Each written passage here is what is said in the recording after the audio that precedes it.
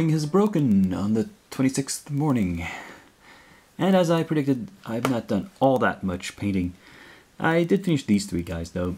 The Manticore and the Griffin, who was a little bit wobbly. If ever I want to use a Griffin and play it for something, I'm gonna rebase it, well, glue it to a bigger base and texture it somehow. And there's this small, the Scout Dragon Ute here. And yeah, I do have a ton of minis prepped though. Let's show you that. Some of these are almost done. The Scorpion Man is nearly finished, and so is this Rider. But I've also primed just about everything else, including this worm. Well, by everything I mean everything else that was in the big bag of unsorted and potentially damaged minis, except for the ones that I put aside. And I should note, I got a comment somewhere, I don't recall if it was YouTube or Facebook or Google Plus or something. Someone noted that those headless brews probably had separate heads, they were modular, and yes, of course, I did mention that in, I think in an early video. They did have heads, it's just that I couldn't be bothered to assemble them because the heads, the neck stumps were really huge, and the heads for the most part were not cast with holes that we could sort of put onto those stumps. So I would have to do a lot of filing and drilling and cutting and modifying to actually make them work, and I just couldn't be bothered because they didn't seem worth the trouble because they were so old and potentially damaged. So there is stuff there to do if I get really bored at some point in the future and want to do some conversion work. But for now, I'm gonna say this is it for the big bag of mess, and let's move on to what's actually left of more quality minis. Yeah, so this pile of blisters is everything that is left. All the RuneQuest minis that I've yet to paint in this project, and when they are done, this project will be done. So looking a bit closer, we can see that most of these are Raw Parther. They are in two different kinds of packaging.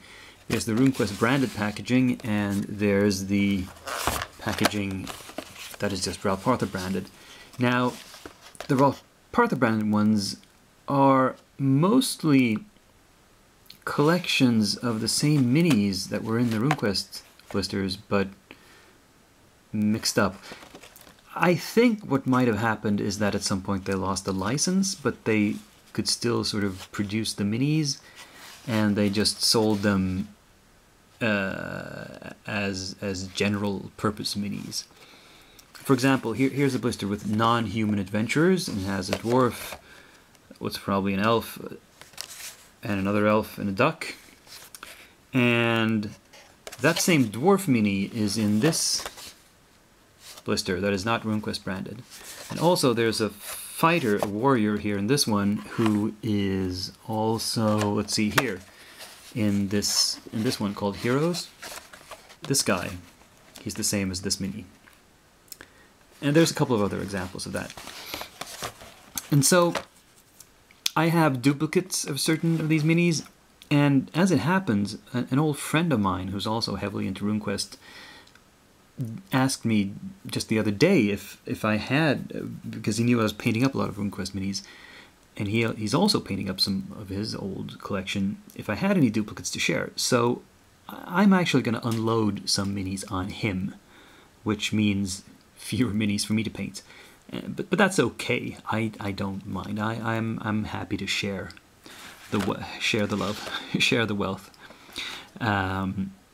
I don't have to paint everything myself. Oh, and yeah, I have a single blister which is from a different company. This is from a company called Trollkin Forge. And this particular one is manufactured by Citadel in England for Trollkin Forge. I'm not sure how that works out. But these are also, this is the RuneQuest 3 cover art, so this is also from the Avalon Hill era. But, you know, the logo is the same, so they're from the same approximate time period. So I don't know if two companies had the license at the same time, or if it switched from one to the other, and if so, when. Because this one is not dated. This one simply says it's trademark of Avalon Hill from 1985, but that's when they took over the trademark from Chaosium, so that doesn't mean much. Not sure of the history of this, but there's only a single dude here from the Trollkin Forge. Anyway, we'll see which one. I'll pick out a few of these to start painting. And, well, day 26. If a miniature were to be produced just for you in any fiction, blah, blah, blah. If I was a mini, what would I be? Okay. Oh, that's a difficult one. I don't often fantasize about that. Actually, I'm not the fan fiction type. But okay, let's just grab something. The game I talk most about is Malifaux. So let's say a Malifaux mini was made of me. What would I be? I would probably be in the Arcanists. I would be a researcher of some sort. If I had crossed over to Malifaux, I would probably have awakened some sort of magical talent, so I'd be a spellcaster.